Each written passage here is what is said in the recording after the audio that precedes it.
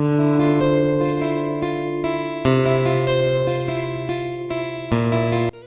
Everyone, સ્વાગત છે તમારું આજના આપણા નવા વિડીયોમાં। તો વોઇસ ઓવર એવા માટે કરવું પડે છે કે પાણીની મોટરનો અવાજ આવે છે, ચીમનીનો અવાજ આવે તો બહુ બેકગ્રાઉન્ડમાં નોઈસ હતો, એટલે પછી મારે વોઇસ ઓવર કરવો પડ્યો। અને સવારે સરસ બ્રેકફાસ્ટ બનાવું છું હું। અહીંયા હું બનાવું છું ઘઉંના લોટના પુડલા। અમારા કાઠિયાવાડમાં ગુજરાતી બહુ જ ખાય, ઘીવાળા, ઘી ને ગોળને નાખી। પહેલાં મને નહોતા આવડતા, માંડ શીખી, છતાંય પણ જો એમાં હું પુડલા બનાવતી હોય ને ત્યાં આંગળીઓની ડિઝાઇન તો કરું જ, મને બહુ ગમે। તો હવે છે ને તૂટતા નથી, આવડી ગયા સરસ મજાના। તો હાલો પહેલાં જો અહીંયા બ્રેકફાસ્ટ કરાવું જ બધાને। તો આજનો બ્લોગ અહીંથી ચાલુ કરું છું કે આજ ભાઈ કબીરભાઈનું જો થોડોક છે ને તબિયત ખરાબ થઈ ગઈ છે, એટલે કે શરદી થઈ છે। હું ના પાડું છું કે એવું ચોકલેટો ખામાં, પણ ચોકલેટ બહુ ખાવી છે, એટલે સવારે છે ને સ્કૂલે જતો રહ્યા, થોડી તકલીફ હતી, પણ આજે એનું ટેસ્ટ હતું તો જવું જરૂરી જ હતું। તો પછી એને પેપર દઈ દીધું, પછી ફોન કર્યો કે મમ્મી હવે મને તેડી જા। પછી એને તેડી આવ્યા, અને આજનો છે ને બ્લોગ આવી રીતે આજ ચાલુ છે। આમ થોડોક ઉદાસ છે, કેમ કે કબીરને આમ થોડુંક ઓલું થાય ને એટલે મને આમ ના ગમે। તો હું બસ જોઈને થોડું સેવા સાકરી કરતી જાઉં છું, અને વારંવાર ઘરનું કામ કરતી જાઉં છું। થાક લાગ્યો સારું થઈ જાય ત્યાં। તો હાલો જો હું મને તેલ લગાડ દો તો એ હોઈ જાય। ગોલ્ડીભાઈ આવ્યો, ગોલ્ડીએ ટી શર્ટ પહેરી લીધું, કેમ કે આજ બહુ ઠંડી છે, કાલ રાતની બહુ ઠંડી છે। તો હવે આરામ કરે ને, હવે હું થોડું ઘણું કામ કરું ને પછી આપણે મળીએ પાછા। મોઠું કઈ પાણી પીધા રે ઘડી કરું જ હું અહીં થોડી ઘણી ઘરની સફાઈ કરું જ, કેમ કે કાલ રવિવાર છે અને કાલે જયેશને ભાવના ડેરીનું શૂટ છે। તો સોસાયટીમાં એક બે ઘર છે, એવી ફેમિલીને શૂટ કરવાનું છે, તો એ બધું લેવાનું છે।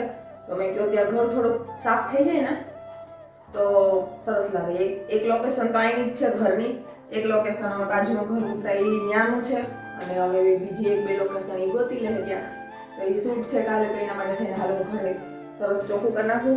મારે માથું ઉપર તેલ લગાડ્યું તો પણ મારું જે તેલ છે ને પેરાસૂટ, મારું જે તેલ છે ને એ એકદમ જામી ગયું છે, એટલે એને તડકો સરસ લાગી જાય ને પછી હું સરસ તેલ લગાવીને પાછું ધોઈ નાખીશ કાલે, એટલે કાલે આપણે શૂટમાં પાછું લેશું। હાલો તો હું સાફ બધી કરી લઉં। અત્યારે બપોરના ખાવામાં બને ભીંડાનું શાક, કબીરને મેં હુળાવી દીધો, ત્યાં સુધી હું રસોઈ કરી નાખું ફટાફટ, આરામ કરી લઈ જો, પછી એને ખીચડી બનાવી દઉં થોડી। આ આવી ગયા જયેશે, અને હવે અમારે અત્યારે મહેમાન અહીંયા આવે છે, તો હું છે ને થોડાક વધારે રોટલા બનાવી નાખું। તો એમ તમે જે શાક ને ખીચડીને બનાવીશ, અને બીજું કંઈ બનાવી નાખું ભેરું બનાવું, ભાવના ડેરીમાંથી લઈ આવો ને પણ મને અત્યારે જ હમણાં જ ફોન આવ્યો ભાવના ડેરીમાંથી, તો એવું અસલનું મળે જ બધી। અમારે જો અચાનક મહેમાન આવી ગયા, અમારા નણંદ ને મારા દેર ને બધાય જોઈ લે। આજ પોષી પૂનમ છે ને, પોષી પૂનમ કરવા આવ્યા ને ભાઈની ઘેરે। અહીંયા જો જમવાનું બની ગયું, ખીચડી ને શાક ને બિચાર જેવું સાદું છે એવું બધી બનાવ્યું। તરું બેન આ મોટા દેર અમારા ધવલભાઈ।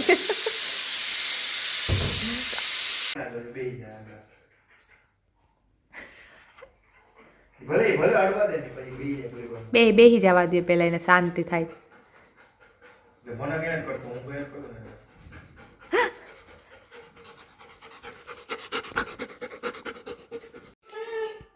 તો ફ્રેન્ડ્સ હવે કબીર અત્યારે તો તાવ ઉતરી ગયો।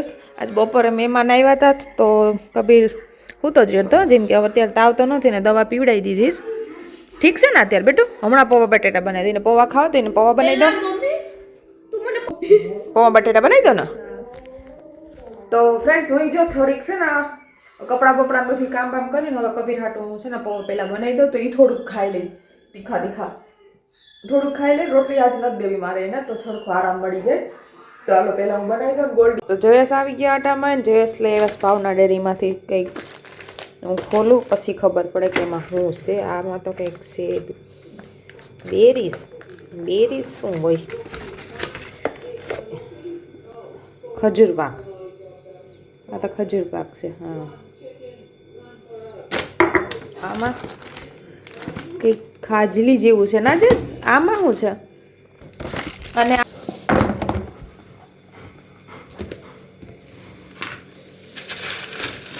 વાહ ખજૂર પાક જ લાગે નહીં વિન્ટરનો ખજૂર પાક મને છે ને ઓછો ભાવે આમ ખજૂર પાક છે કે શું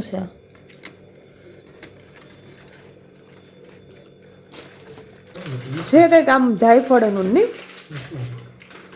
અસલ છે ખાવડા એટલે સ્વીટ ફરસાણ આ બીજી કંપનીનું છે એ ભાવના ડેરીનું નથી ખાજલી છે ને जी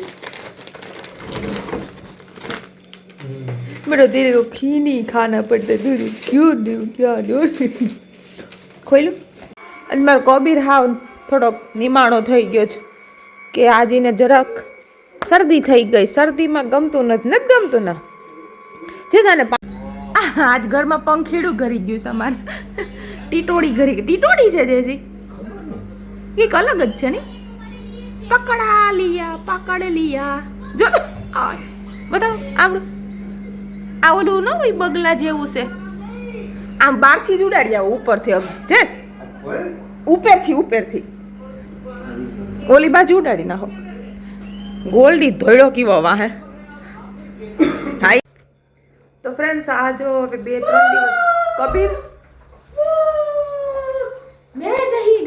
કબીર અહીંયા જો એનું વેવવુડ કહેવાય ને બેટા વેવબોર્ડ એ લઈને જો હલાવે છે કેમ કે કબીરને છે આજે ટ્યુશનમાં 2 દિવસની છુટ્ટી ગોલ્ડી એનું ને એનું ટી શર્ટ લઈને ગોથાન બધું મારે છે અને હું અહીં બેઠી માથું પકડીને બેઠી માથું કેમ કે ઠંડી પવન એવો છે ને અને વાળ ધોઈ લીધા હતા અને બીજું ટેન્શન એ છે કે મારા મોઢામાં રિએક્શન ઠીક જ નથી થતું બહુ જ